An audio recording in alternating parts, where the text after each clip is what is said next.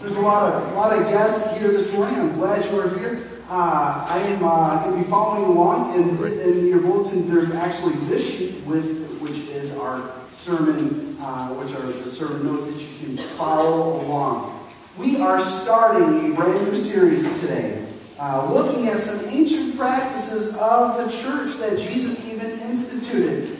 Today we are going to take a deeper meaning of communion, or the Lord's Supper. What does it mean? Why do we do it?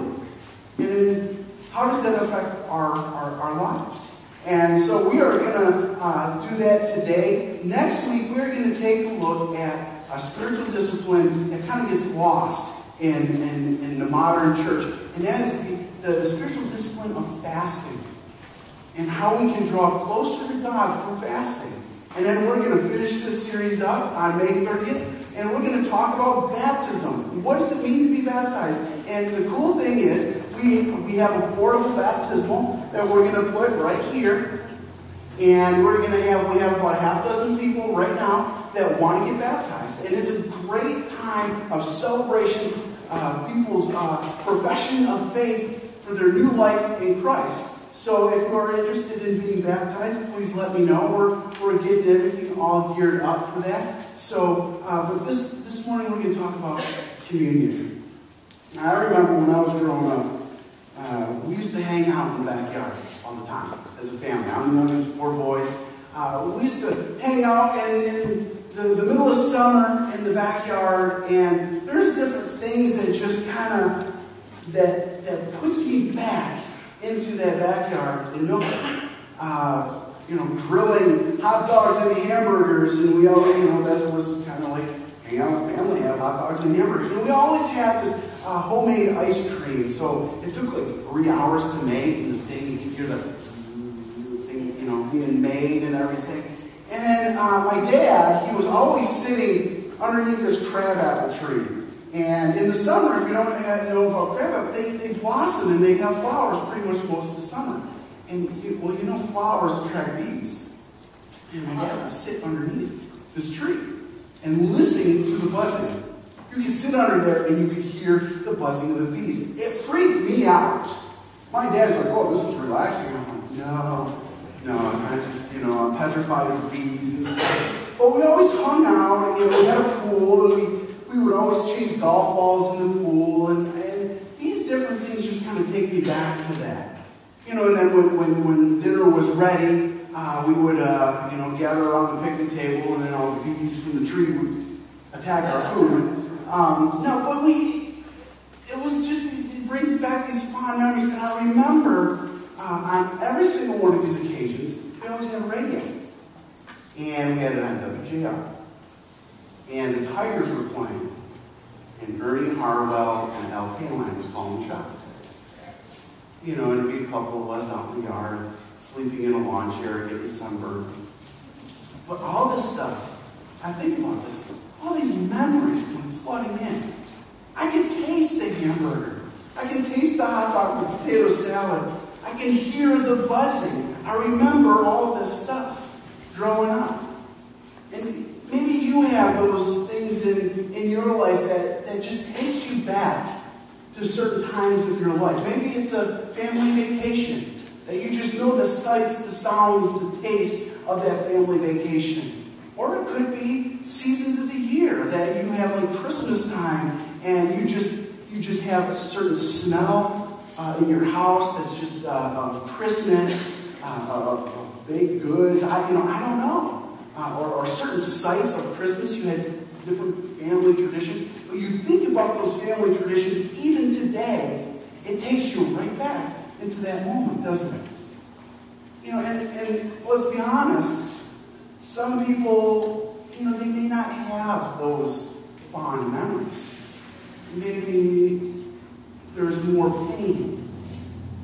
And there's that in your past. And you think it takes you back to just the disappointment of people letting you down, or that frustration, or any of that. And that's all totally real. And we look at communion, and you know what? It should take us back to to what Jesus instituted as. And there's fond memories. There should be those fond, encouraging memories. But you know, what he did on the cross and leading up to the cross wasn't very warm and fuzzy, was it? And there was a lot of hurt, there was a lot of pain. And there was people that followed him that when he was nailed to the cross and put in the tomb, that it left a void. And they were hurt. And they had this relational void. But you see, when we look at communion, we have to remember this. Jesus said, do this in remembrance of me. And 2,000 years ago, he tells his disciples when he instituted the Lord's Supper, he says, do this as often as you do it until I come back again. And there's a couple of different gospel accounts that talks about him, Jesus instituting the Lord's Supper. I want to take a look at Matthew's account. And it's in Matthew chapter 26, starting at verse 26. And what's happening here? It's the night before, actually several hours before he actually gets betrayed. And he gets arrested. And he has, in his future, a Roman cross. And he has this discussion with his disciples in a rented upper room. And there comes a portion at the mealtime that he says these words, starting in verse 26. Now, as they were eating, they being the disciples with Jesus, Jesus took bread, and after blessing it, he broke it and gave it to his disciples. And he said, take, eat, this is my body. And he took the cup. And when he had given thanks, he gave it to them, saying, drink of it, all of you. For this is my blood of the covenant, which is poured out for many for the forgiveness of sins. I tell you that I will not drink again of this fruit of the vine until that day when I drink it new with you in my Father's kingdom. And I tell you, this whole conversation with the disciples in the upper room, there was one dramatic moment right after another. And he just kind of capped the whole meal and the drama of the night with this. You know, he started the meal that went to the upper room. He started the meal by washing the disciples' feet. And now that really grabbed the attention because somebody like Jesus, he doesn't wash that's for a servant, that's for a slave to wash the nasty feet of people. But Jesus did it. And he goes, you know what, when you do it to each other too. And we know the account that Peter's like, no, you can't do that. You need to wash my whole being. And Jesus says, listen, I only need to cleanse what's dirty. And your feet are nasty, so let me clean them. Paraphrase.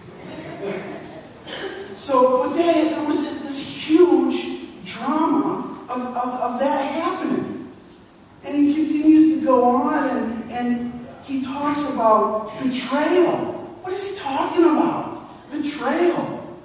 Jesus told the 12, because there's somebody in here that will betray me tonight. You talk about a showstopper. Who? Is it me? That's kind of what happened. He's like, is it me? Is it me? Is it me? Is it me? The disciples didn't know who it was. But then it was revealed that it was Judas, and he takes off.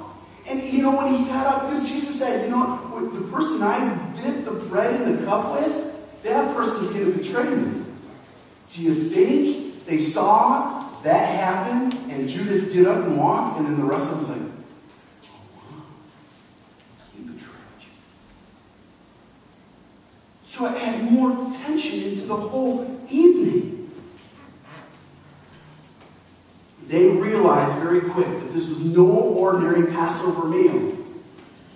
And then he institutes this. He talks about, this is the bread, this is my body, and it's broken for you. Now take this cup. This cup is the cup of the new covenant. And I'm like, whoa, this is not the normal. They didn't do this every Passover. This is